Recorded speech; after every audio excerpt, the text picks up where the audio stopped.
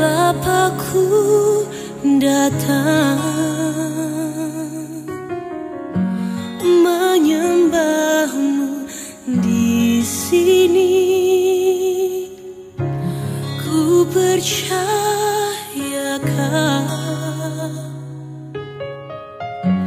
ada bagiku. Tak usah ku takut, sebab Kau sertaku. Tak usah ku bimbang, Kau di dalamku. Tak usah ku cemas, Kau penghiburku. Saat ku lemah, Kau kuatku. Ku nyanyi haleluya, ku nyanyi haleluya. Sungguh Kau hebat,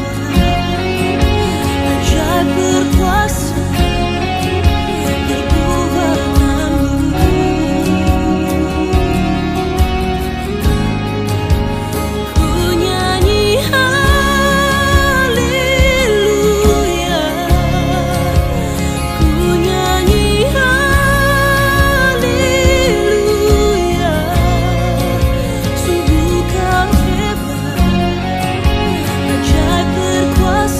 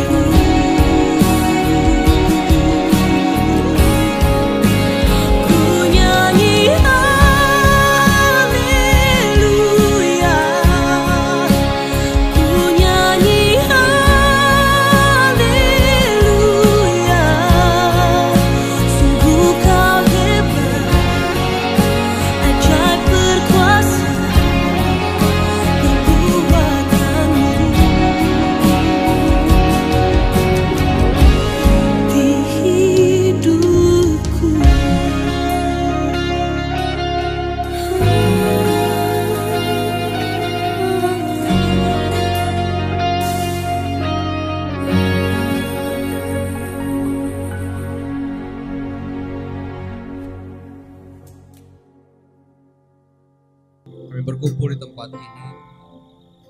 Kami percaya Roh Tuhan membawa kami ke tempat ini. Bukan karena kebiasaan, bukan karena tradisi, atau karena agama kami.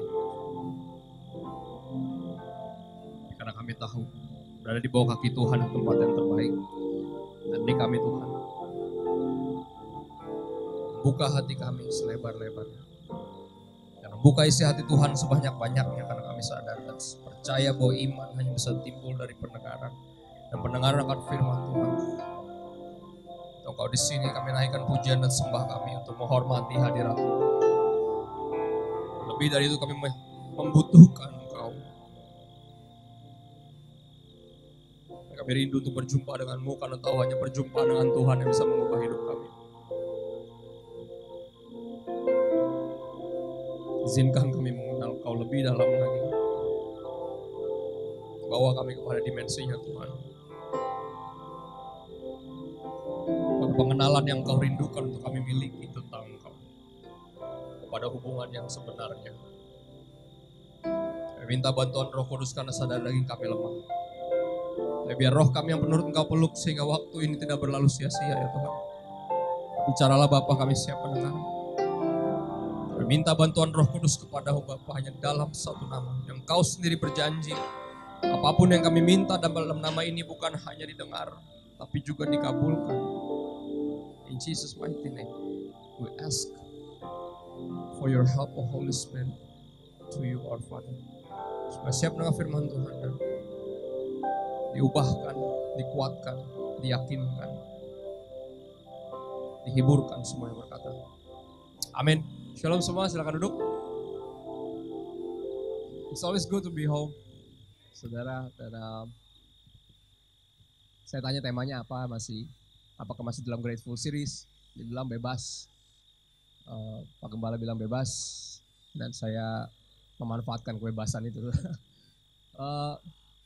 Tahun ini kenaikan Yesus, ibadah kenaikan Tuhan Yesus saya nggak bisa ikut, jadi saya akan bagikan pesan ini. Ini yang saya selalu berdoa Tuhan bawa saya lebih dalam, karena saya nggak pengen tiap tahun kita hanya mengulang-ulang untuk merenungkan atau merayakan sebuah peristiwa yang sudah berlalu. Salah satunya adalah kenaikan Tuhan Yesus. Dan saya selalu berdoa Tuhan bawa saya kepada pemahaman yang lebih dalam, yang membuat hati saya semakin berbunga-bunga karena keajaiban Tuhan. Dan izinkan saya membagikan ini, saudara.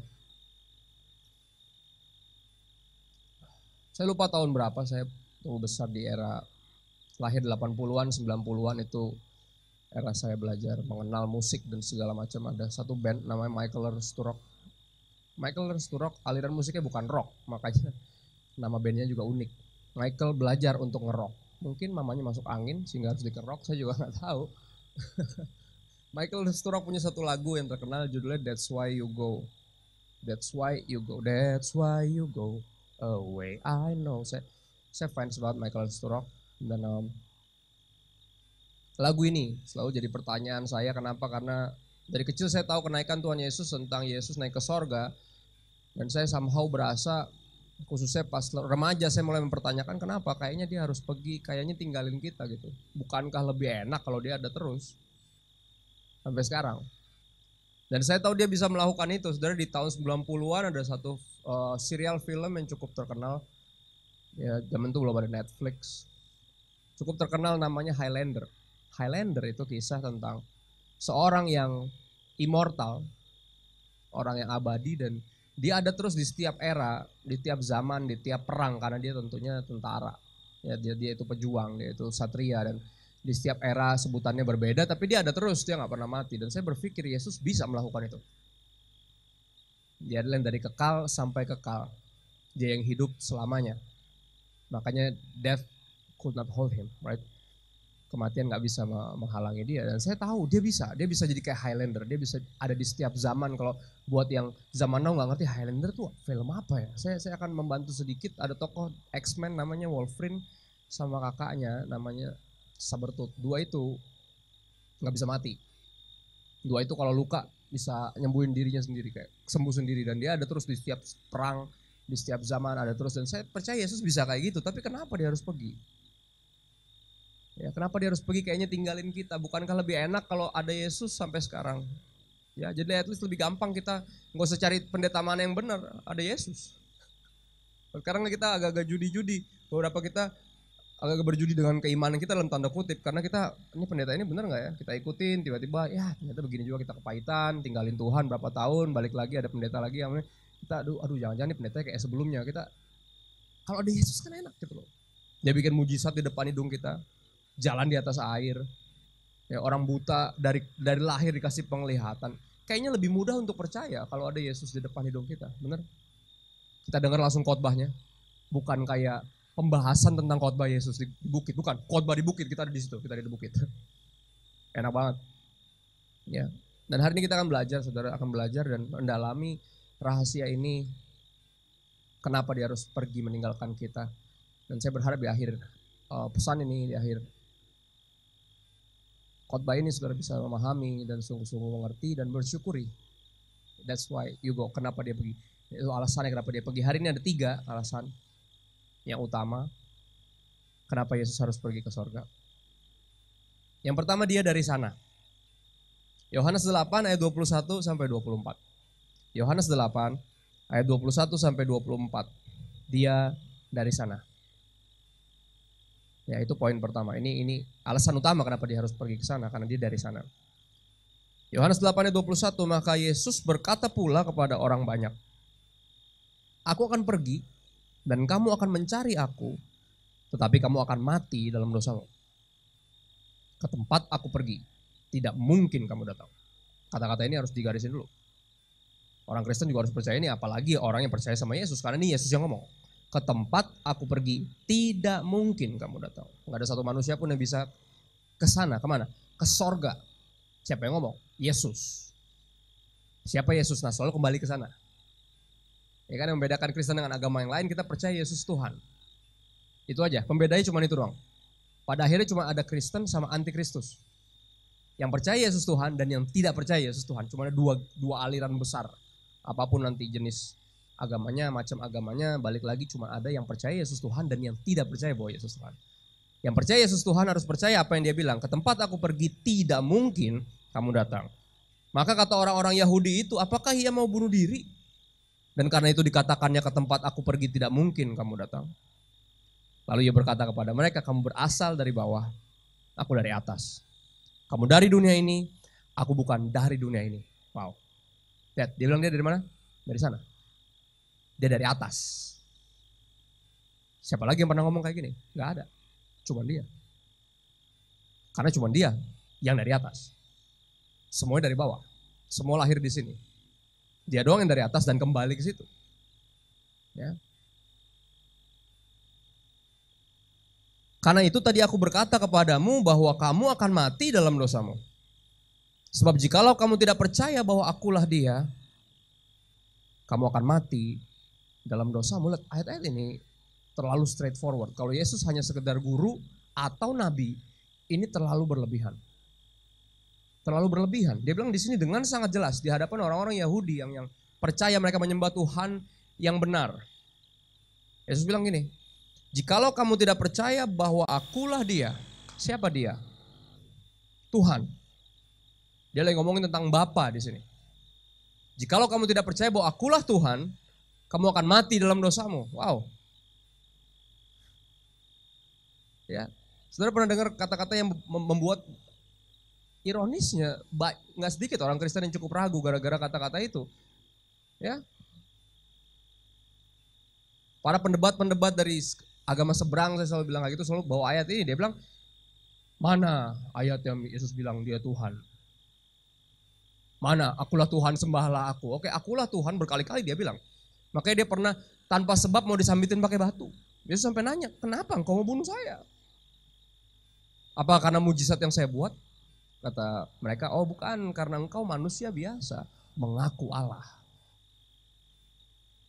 Yesus disalib karena kebenaran yang dia omongin ini. Kamu dari bawah, saya dari atas. Saya bukan dari dunia ini, kamu dari sini. Dan kalau kamu gak percaya bahwa akulah Tuhan, kamu akan mati dalam dosamu. Ya, ini jelas Yesus bilang dia Tuhan. Mungkin ayat, oh sembahlah aku ada gak? Ya gak ada. Awkward juga lagian. Pada akhirnya dia gak pernah menolak penyembahan. Kalau sudah lihat di Alkitab.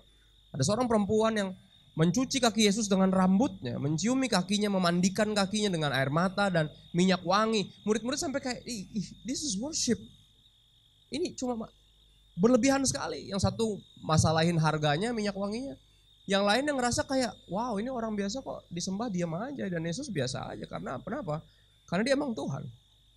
Dia nggak menolak penyembahan di kitab Wahyu kalau saudara baca ketika Yohanes melihat malaikat besar, Yohanes sujud menyembah sang malaikat dan malaikat bilang, "Woi, jangan sembah saya, kita sama-sama hamba." Kalau Yesus bukan Tuhan, dia akan suruh perempuan itu berdiri, jangan lakukan itu. Saya cuma nabi, saya cuma guru, jangan sembah saya. Tapi Yesus nggak pernah menolak penyembahan. Pada akhirnya penyembahan berasal dari hati sendiri, bukan kayak aku Tuhan sembah aku. Ya, saya ganteng, akui saya ganteng. Ya nggak perlu. Orang ganteng nggak perlu memaksa semuanya untuk mengakui bahwa dia ganteng dan menyatakan kegantengannya, kan nggak perlu maksudnya. Tapi Yesus nggak pernah menolak penyembahan dan jelas Yesus mengaku sebagai Tuhan, jelas, karena dia memang Tuhan. Alasan pertama kenapa dia pergi ke sana, kenapa dia harus pergi meninggalkan kita, karena dia dari sana. He's just coming back home. Dia cuma pulang karena dia dari sana. Yohanes 16 ayat 28, Yesus ngomong hal yang serupa.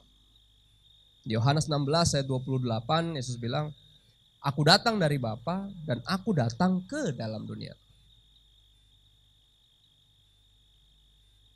Aku meninggalkan dunia pula dan pergi kepada Bapa," atau kembali kepada Bapa.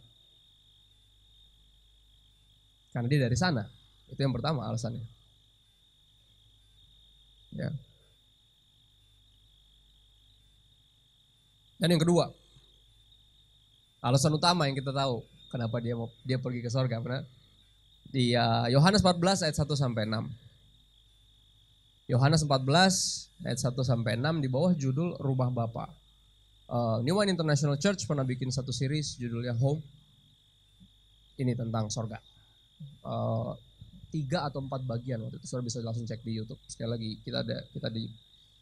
kita rekam semua khotbah kita sejauh yang saya tahu, dimasukin di YouTube biar saudara bisa ngelihat lagi dan nggak ketinggalan, bisa ngelihat seluruh pemahaman, pandangan teologi kita tentang Tuhan, tentang keimanan. Saudara bisa belajar di sana. Jadi nggak ada yang ketinggalan siapapun karena we are in this together, right? We are family. No one left behind. Oke, nggak ada yang ketinggalan siapapun itu. Saudara bisa ketinggalan kebaktian tapi nggak ketinggalan isi hati Tuhan, nggak ketinggalan praise and worship. Saya bersyukur belakangan kita rekam juga praise and worshipnya, buat saya sangat-sangat berguna. Karena kita nggak pernah tahu kita dibawa Tuhan kemana, di tempat yang mungkin nggak bisa beribadah atau nggak sempat atau kerjaan kita, atau kita nggak pernah tahu. Tapi sekali lagi kita manfaatin teknologi, kita nggak dimanfaatkan oleh teknologi, kita nggak bergantung sepenuhnya sama teknologi, tapi kita memanfaatkannya. That's just how church supposed to work. Karena ini udah mulai bergeser, revolusi industri 4.0 udah mulai ke sini. Dan kita nggak boleh ketinggalan, dalam artian harus terus sesuai, memanfaatkan semua yang ada. Ya, Home, judulnya Home. Rumah Bapa, Yohanes 14 disebut bukan cuman sorga, tapi rumah Bapa. Bukan cuman rumahnya Tuhan, tapi rumah Bapa. Karena ini yang unik dari kekristenan, kita percaya ini bukan cuman religion, it's relationship, right? Bukan cuma tentang umat dengan Tuhannya, tapi tentang anak-anak dengan papanya sendiri. Segitu intinya. Rumah Bapa. Yohanes 14 ayat 1 sampai 6, "Janganlah gelisah hatimu, percayalah kepada Allah, percayalah juga kepadaku." Ini yang mengagetkan adalah apa? Saya orangnya suka belajar. Saya nggak bisa percaya bahwa ada satu yang benar, saya mesti lihat dulu yang nggak benar yang kayak gimana. Karena buat saya kalau saya cuma percaya satu yang benar, saya nggak mau belajar yang lain, saya fanatik jadinya. Dan saya udah ngeliat apa yang kefanatikan telah lakukan buat negeri ini. Dan saya nggak mau jadi orang sumbu pendek, karena sumbu pendek saya sadar nggak mengenal agama. Kita bisa Kristen dan sumbu pendek, oh bisa. Bukan sumbu pendek ini agama ini, nggak melulu. Kita bisa agama apa aja, bahkan agnostik, ateis sekalipun bisa sumbu pendek. Sumbu pendek masalah kepicikan pikiran karena nggak pernah mengenal yang lain. Saya belajar hanya pertama untuk mengenal, ya. Tak kenal maka tak sayang, karena Yesus memerintahkan kita untuk mengasihi semua termasuk musuh. Ya kan? Karena sebagai orang Kristen kita dimusuhin from the get go. Yesus bilang kalau lo ikut gua, lo bakal dimusuhin, lo bakal kayak jadi domba di tengah serigala. Jadi there's nothing new. Kekristenan, kalau bisa bilang kekristenan adalah, kalau bisa bilang agama yang paling dimusuhin di sepanjang sejarah. Kalau saudara tahu. Paling dizolimi kalau pakai bahasa Arabnya. Ya. Dan saya belajar untuk mengenal yang lain. Pertama untuk mengenal. Berikutnya untuk diyakinkan bahwa yang saya percaya adalah kebenaran. Karena kita nggak pernah tahu yang asli kalau nggak pernah lihat yang KW. Benar? Bener gak? Kita nggak bisa tahu mana yang asli kalau kita nggak pernah bandingin sama yang katanya asli padahal bukan. Makanya saya juga belajar agama-agama lain, semua ideologi yang lain, semua filosofi, semuanya saya pelajari. Dan yang saya kaget adalah apa ketika saya belajar, teman-teman saya minta Al-Quran waktu itu ke teman saya bilang boleh nggak saya minta Al-Quran, saya nggak punya, tapi yang bahasa Indonesia jangan yang bahasa Arab, saya tampangnya kayak gini tapi nggak ngerti. Saya bilang ini cuma tampang doang. Ya, saya nggak ngerti. Dia akhir kasih, unik dia kasih Al-Quran yang didapat ketika dia ke tanah suci. Kan kalau orang Indonesia pasti dapat Al-Quran bahasa Indonesia. Dikasih ke saya. Terus ditulis di depannya, dia bilang untuk Christopher, untuk lebih mengenal saudaramu, dia bilang. Saya bilang exactly apa yang saya mau, saya rindu untuk mengenal, makanya saya baca. Pengen tahu apa yang dipercaya, tak kenal maka tak sayang. Makanya saya baca itu dengan ya baca Al-Quran, dibaca aja, baca semua sesengerti yang saya bisa. Dan saya kaget saya menemukan ayat ini ada beberapa ya. Percayalah kepada Allah, percayalah juga kepadaku, dan yang ngomong sama persis Yesus ya. Mereka sebut di situ sebagai Nabi Isa yang ngomong, benar-benar dia yang ngomong, percayalah kepada Allah, percayalah juga kepadaku. Apa yang mesti dipercaya? Yesus bilang, makanya dia bilang jangan gelisah hatimu. Apa kepercayaan yang mesti kita miliki sehingga hati kita gak gelisah? Di rumah Bapakku banyak tempat tinggal, kata dia. Bicara sorga. Oke, kegelisahan utama sebenarnya dalam jiwa manusia adalah biasanya datangnya di deathbed, di tempat tidur ketika kita udah mau mati. Ketika lagi hidup, lagi sukses gak kepikiran, tapi ketika udah mau mati, mulai ada kegelisahan dan bertanya, abis ini kemana ya? Is this the end? Apakah abis ini udah selesai gitu doang seperti teman-teman agnostik atau ateis percaya? Apakah ada lagi? Kalau ada lagi, abis ini gue kemana ya? Kegelisahan terbesar yang jujur, tugas hamba Tuhan, tugas pendeta salah satunya adalah membawa kegelisahan ini lebih awal.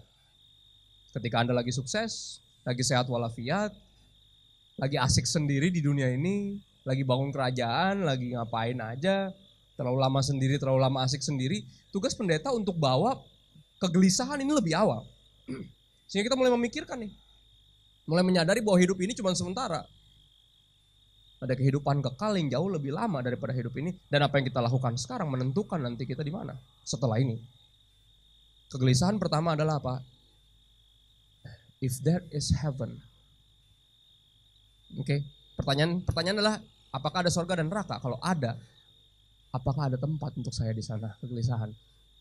Orang bisa kaya, memperoleh seluruh dunia, punya semuanya, tapi ketika udah mau mati, ada kegelisahan yang gak bisa dipungkiri. Dia bisa menentang ketuhanan, menentang agama, menentang ideologi manapun, tapi di ujung kematiannya dia akan mulai berpikir, akhirnya ada kegelisahan itu. Kalau emang ada surga, saya kemana? Abisnya saya bisa ke situ gak ya? Kenapa Yesus bilang jangan gelisah? Karena di rumah Bapakku banyak tempat tinggal. Jika tidak demikian tentu aku mengatakannya kepadamu. Yesus bilang kalau emang gak banyak, gue akan bilang gak banyak. Tapi banyak tempat tinggal di rumah Papa. Nah, it is safe to say hanya yang anak-anak Tuhan yang rumahnya di rumah Bapaknya. Ini bukan rumah buat semua orang. Ini buat mereka yang percaya persis, percaya penuh bahwa Tuhan adalah Papanya. Rumah Bapa. Kalau kita bukan anak-anaknya, itu bukan rumah kita. Tapi kalau kita anak-anak, ya itu rumah kita. Right? Makanya teologi ini sangat penting, bukan hanya karena kita berusaha memasukkan sesuatu yang masuk kategori penistaan. Ada Tuhan, Tuhan beranak, bukan itu. Gak pernah itu. Ini tentang menyadari bahwa Tuhan menganggap kita sebagai anak-anaknya dan hendaknya kita percaya bahwa dia Papa kita. Di rumah Bapakku banyak tempat tinggal, kalau emang gak banyak, kata Yesus, tentu aku mengatakannya kepadamu. Sebab, ini di alasan kedua, sebab aku pergi ke situ untuk apa? Menyediakan tempat bagimu.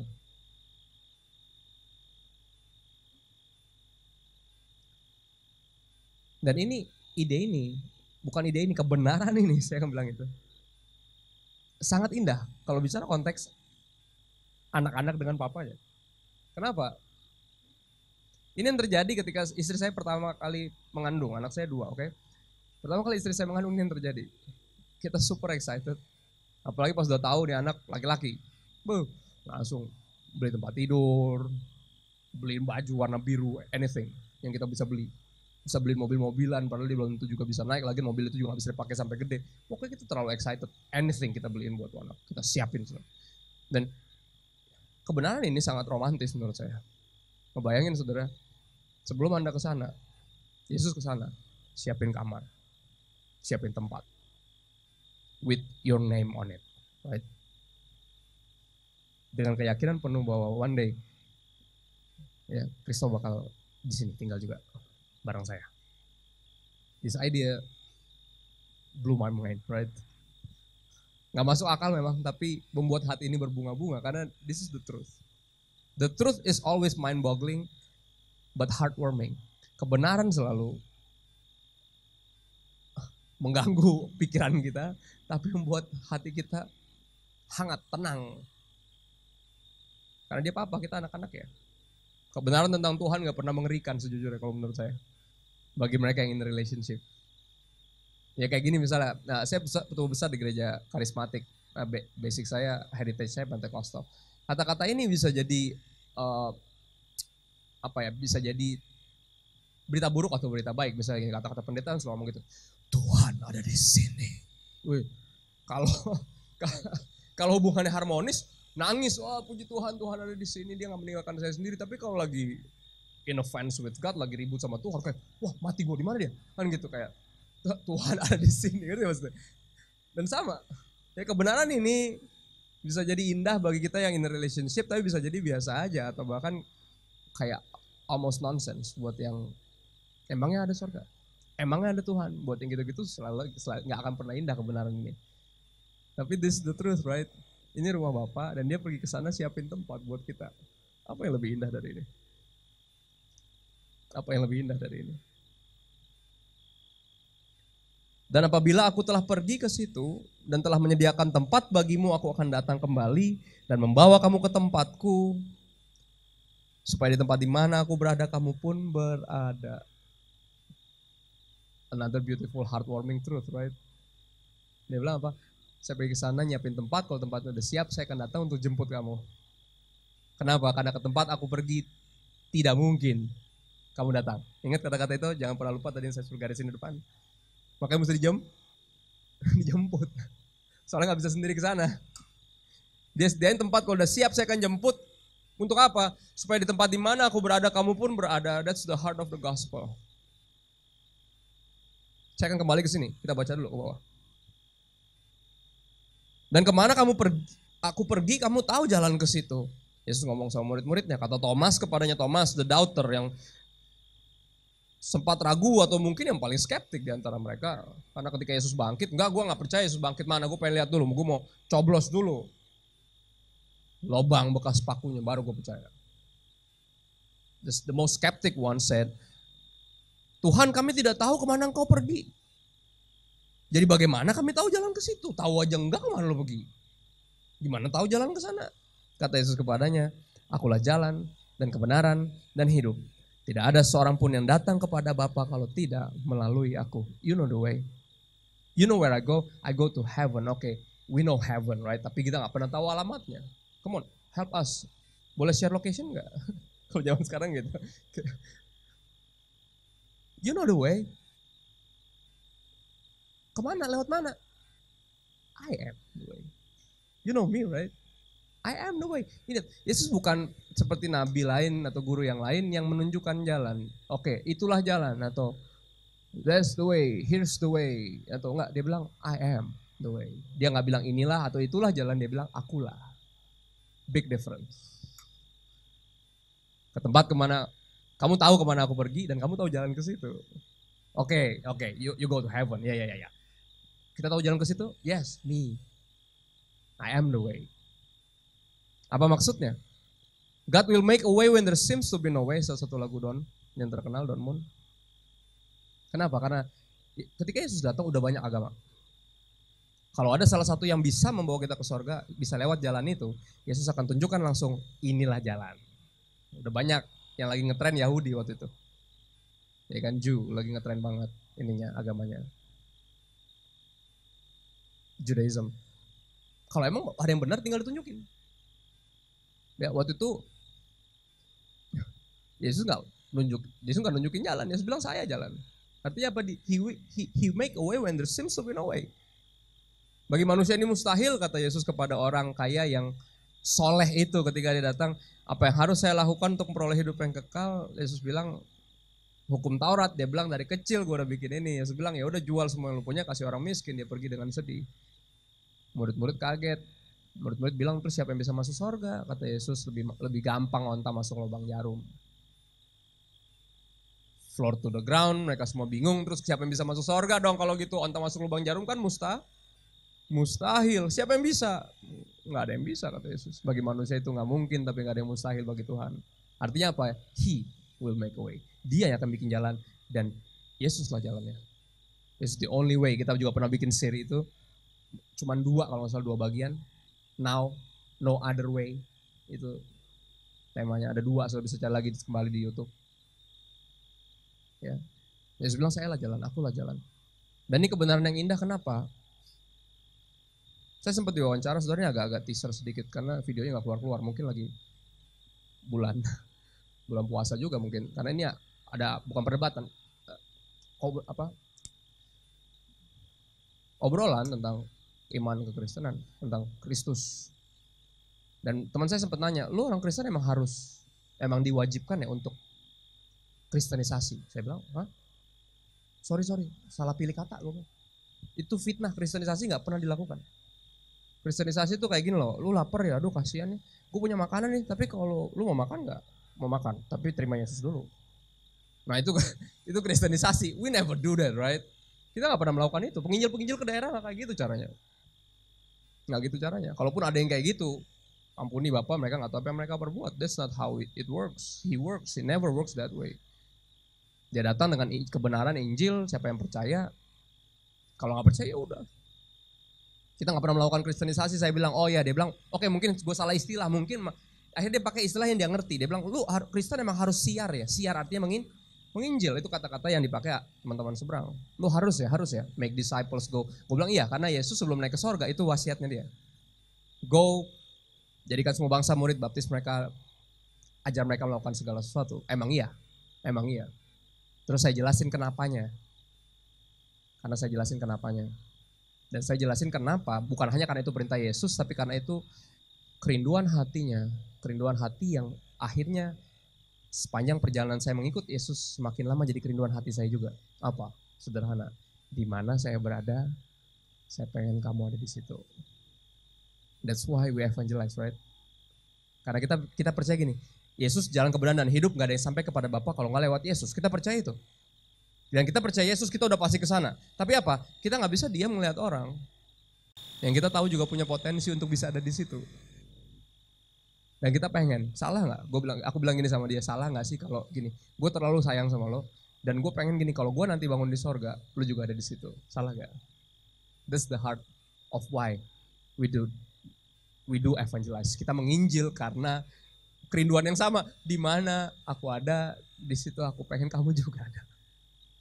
Oke, kalau we believe that Jesus is the only way, ya kita akan menginjil karena apa? We want you to be there too. I love you that much, my friend. I love you that much, mom. I love you that much, sir or whatever. Right? Hati sorga, hati Tuhan. Di mana aku berada, di situ kamu pun berada. Dan itu yang buat Yesus make a way. Yang buat Yesus turun. Itu alasan kedua, siapin tempat buat kita. Dan alasan terakhir, ada sukacita? Soal yang terakhir, ya kan? Saya berharap gereja kita jadi gereja pertama yang cukup unik. Ya, gimana maksudnya? Jadi ketika pendeta bilang yang terakhir, kita nggak akan senang.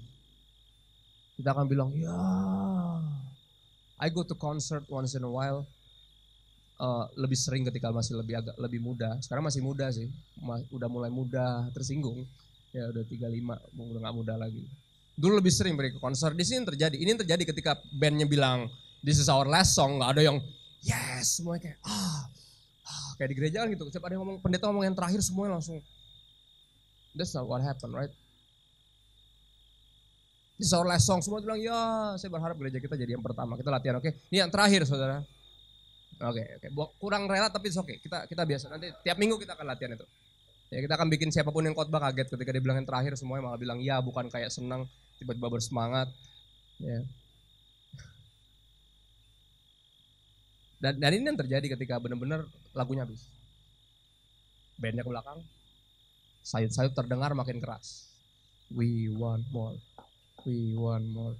Dan saya berharap gereja kita, that's the first church. Ketika pendeta bilang yang terakhir, kita semua bilang ya. Dan ketika dia berhenti, kita berteriak, oh ya.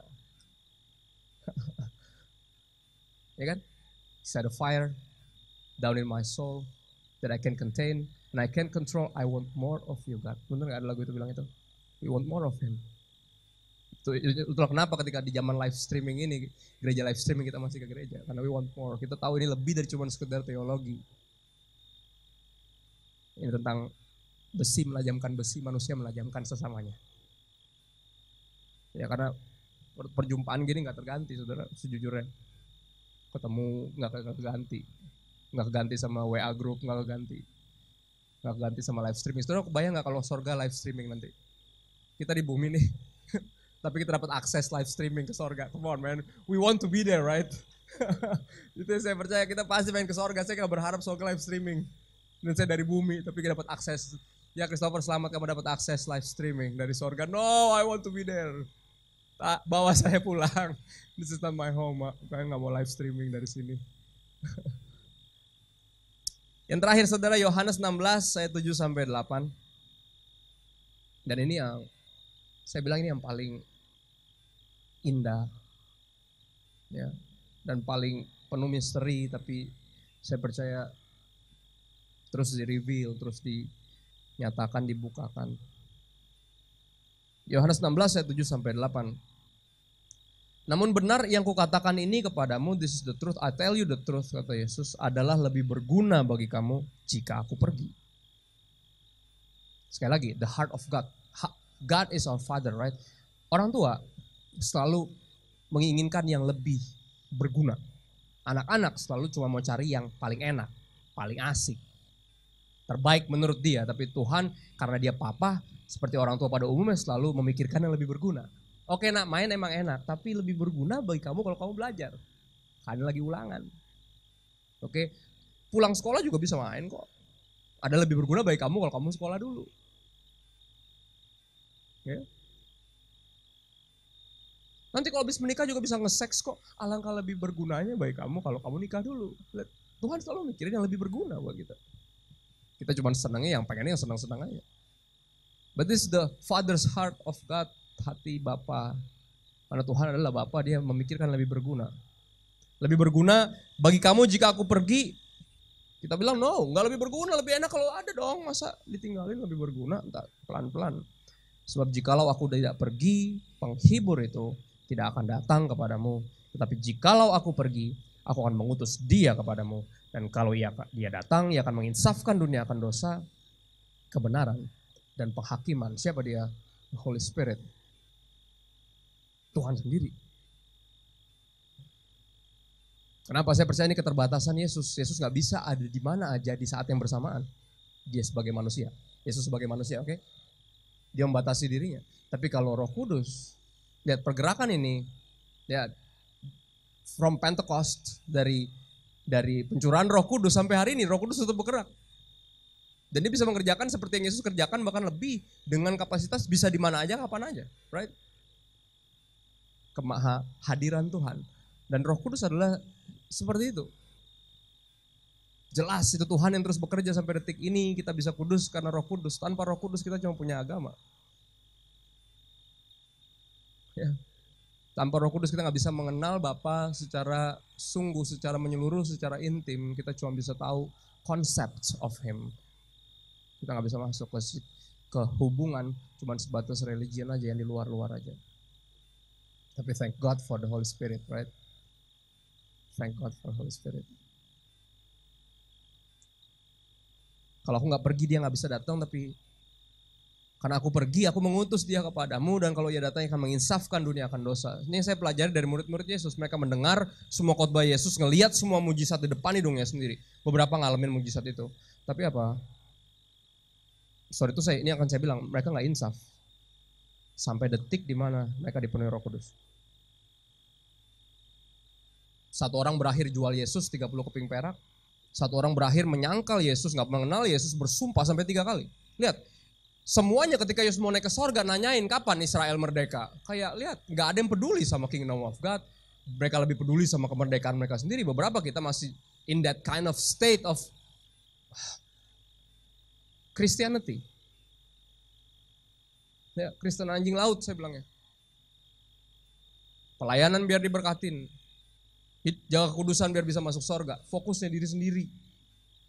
Masih mikirin itu kapan Tuhan, ya. Kamu akan menerima kuasa jika Roh Kudus turun ke atas kamu, ya. Bodoh amat, gue kapan kira-kira gue ketemu jodoh gue ada. Gue gak mau tahu, mau peniru kuasa kayak bodoh amat gue. Kapan nih financial breakthrough, capek nih, miskin terus. We don't get it. 3.5 years mereka retret loh, bukan 3 hari 2 malam. 3,5 tahun. Every single day, ngeliat semua mujizat Yesus, ngedengar semua khotbah Yesus. Saya percaya, kalau saya ada di situ salah satu murid Yesus, saya harusnya lebih beriman dari mereka. Tapi kalau mereka aja begitu, apalagi saya. Ya gak? Saya takutnya saya jadi Yudas atau malah jadi Petrus paling enggak.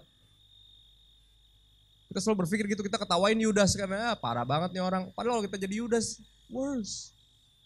Kita bisa jual Yesus dengan harga yang lebih murah. Ya kan? Kita ngeliat Petrus terus ketawain kayak cupu imannya, katanya mau mati, katanya mau dipenjara demi Yesus. Oh, kalau kita jadi Petrus lebih cupu lagi. Tapi ini yang terjadi ketika Roh Kudus turun. Seorang penakut yang menyangkal Yesus 3 kali karena ketakutan dihukum seperti Yesus. Jadi seorang pemberani yang berkhotbah di hadapan ribuan orang dan bilang lu semua mesti bertobat, lu yang salibin Yesus.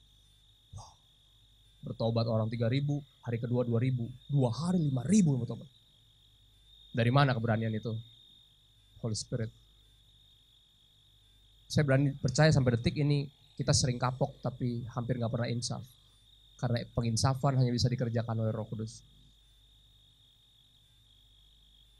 Kapok manusiawi, tapi insaf itu ilahi. Dan cuma Roh Kudus yang bisa kerjain itu. Ayat 13 dan 33, 2 ayat terakhir. Tetapi apabila ia datang, yaitu Roh kebenaran, ia akan memimpin kamu ke dalam seluruh kebenaran. Sebab ia tidak akan berkata-kata dari dirinya sendiri, tetapi segala sesuatu yang didengarnya, itulah yang akan dikatakannya. Dan ia akan memberitakan kepadamu hal-hal yang akan datang. Pertama dia disebut sebagai Roh penghibur. Kenapa? Karena kita akan seperti domba di tengah serigala, kita mesti butuh penghiburan. Kita akan terus dizolimi di sepanjang kehidupan kita sebagai orang Kristen. We need Him.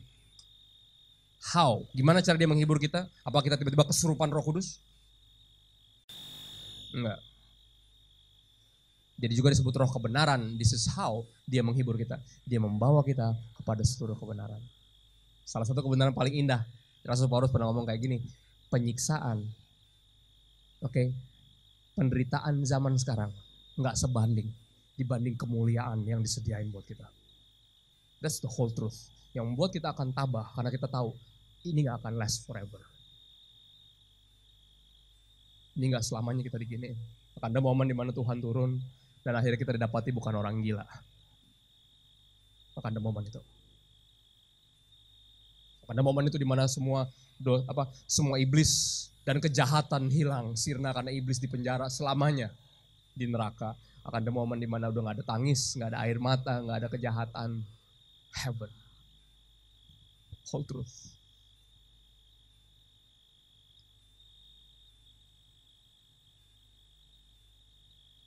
Ayat 33, semuanya itu kukatakan kepadamu supaya kamu beroleh damai sejahtera dalam aku. Lihat.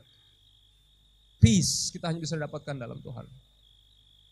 Karena gak pernah ada, there's no such a thing, kata C.S. Lewis. Joy or peace without God. Dalam dunia ini kamu menderita penganiayaan. It's nothing new. Tapi apa? Kuatkanlah hatimu. Aku telah mengalahkan dunia. Apa maksudnya? Tidak ada yang dapat memisahkan kita dari kasih Tuhan. Penderitaan, kelaparan, penganiayaan, pedang, kuasa, pemerintah yang udah pernah ada dan yang akan datang. Kuasa di bumi maupun kuasa di langit. Gak ada yang bisa memisahkan kita dari kasih Kristus. Pekerjaan siapa itu? Roh Kudus. Membawa kita kepada seluruh kebenaran. Dan ini yang dia kerjakan, oke? I close with this. Ini yang dia kerjakan. Dia naik ke sorga, karena dia dari sana. Dia naik ke sorga, mau siapin tempat buat kita. Dia naik ke sorga biar Roh Kudus bisa turun. Mau ngapain Roh Kudus? Sederhana, menguduskan. Kenapa? Wahyu 12, 14 bilang, without holiness no one shall see God. Tanpa kekudusan gak ada orang yang bisa ngelihat Tuhan. Dan sekali lagi, tanpa Roh Kudus gak ada insaf, gak ada kekudusan. Kita gak bisa ke sorga. Sederhananya gini, dia ke sana siapin tempat buat kita.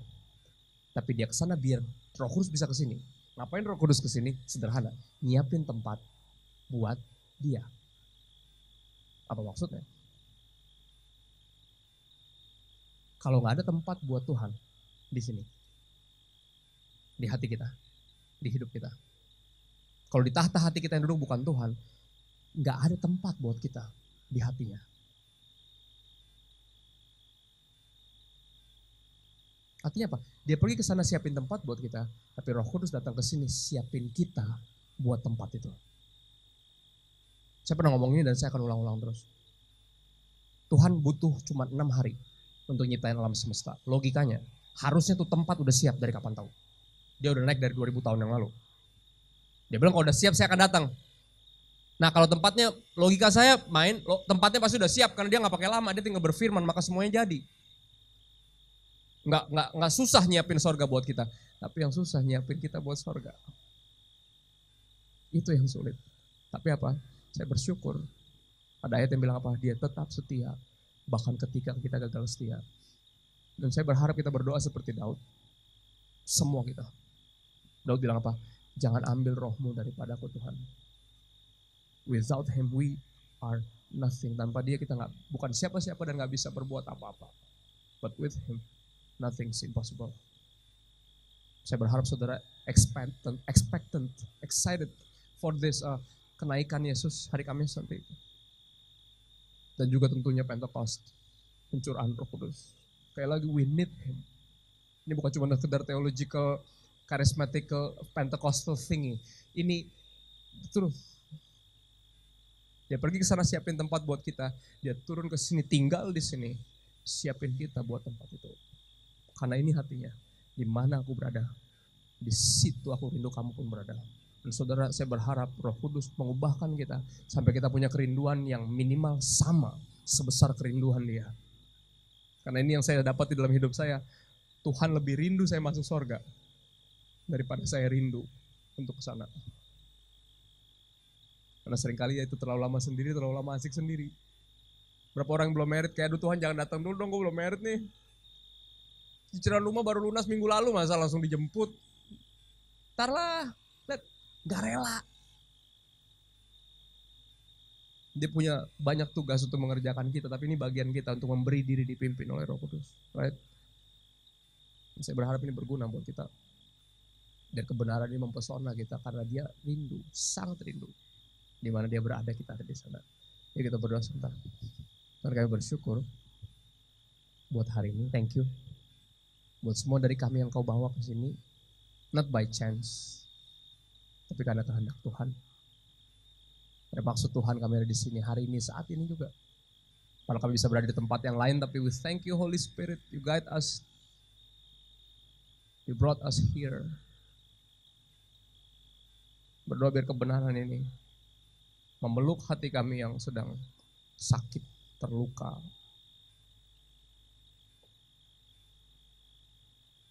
Dan mempesona pikiran kami yang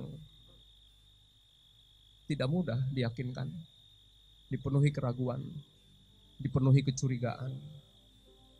Roh Kudus help us, fill us with yourself, Holy Spirit. Tinggal masuk dalam hati kami, kuduskan kami dari dalam, save us from ourselves. Save us from ourselves. Siapkan kami buat sorga. Seperti Kau menyiapkan sorga. We ask for your help. In Jesus' mighty name. Thank you, Father. Amen. Yang percaya hidupnya penuh dengan mujizat Tuhan, katakan amin. Sekali lagi katakan amin. Saya percaya saudara, waktu Tuhan memurnikan hati kita semua, hidup kita bukan hanya penuh dengan mujizat, tapi siapkan hati saudara untuk terima ledakan-ledakan kuasa Tuhan. Amin. So ini lagu terakhir, saya gak mau saudara berdiam diri. Saya mau saudara melompat, saya mau saudara menari. Bebaskan tubuh saudara, bebaskan roh saudara. Kita mau all out buat Tuhan kita. Amin. Yang siap terima ledakan Tuhan, katakan amin.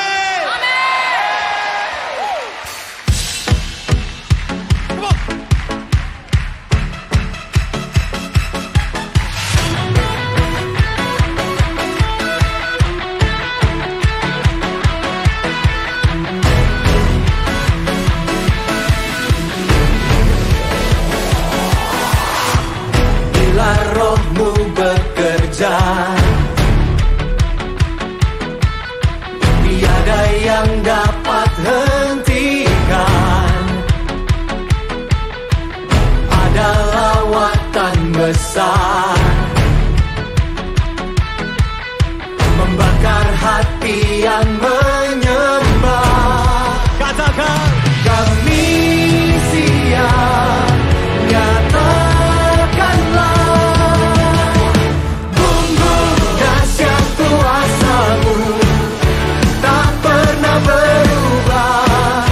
Kau yang terhebat takkan terkalahkan. Bumbung dahsyat lawatan-Mu tercurah atasku. Kau yang terhebat takkan terkalahkan. tepuk tangan dong yang paling meriah bagi Tuhan kita. Roh-Mu bekerja di dalam kami. Bila rohmu bekerja, tiada yang dapat hentikan. Ada lawatan besar membakar hati yang menyembah. Siap Tuhan. Kami siap, nyatakanlah bumbung dahsyat kuasa-Mu tak pernah berubah. Kau yang terhebat takkan terkalahkan. Bumbung dahsyat lawatan-Mu tercurah atasku. Kau yang terhebat takkan terkalahkan. On piano, Joseph S. Java. And give it up for all NDC worship musicians and the orchestra.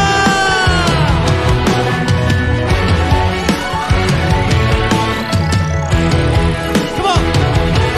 Kami siap, nyatakanlah. Kami siap, nyatakanlah.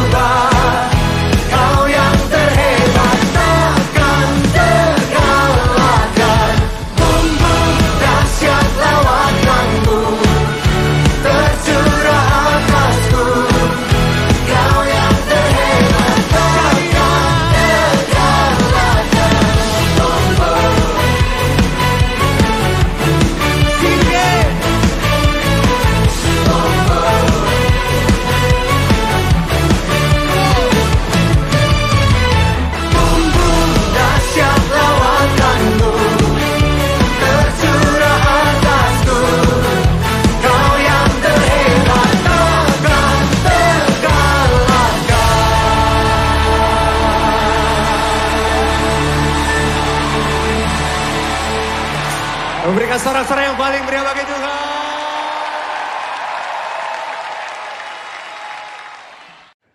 Sekarang, terima kasih karunia dan damai sejahtera Tuhan Yesus Kristus. Dan kasih Allah Bapa kita, serta persekutuan Roh Kudus menyertai setiap kita, sekarang, seterusnya, dan selamanya. Amin. Saudara telah mengikuti ibadah online GBI Alpha Omega. Saudara yang diberkati melalui tayangan ibadah online diberi kesempatan untuk memberi persembahan. Bagi jemaat yang rindu menabur pekerjaan Tuhan di GBI Alpha Omega, dapat memberikan persembahan dan persepuluhan secara online melalui rekening BCA 014-323-7777 atas nama PT Graha Alpha Omega. Sertakan keterangan untuk persembahan atau perpuluhan. Mari memberi dengan penuh sukacita dan ucapan syukur. Untuk mendapatkan informasi terupdate mengenai ibadah online dan informasi lain seputar gereja, Anda dapat mengaksesnya melalui website GBI Alpha Omega. Jesus Christ bless you. Kaulah nafas hidupku.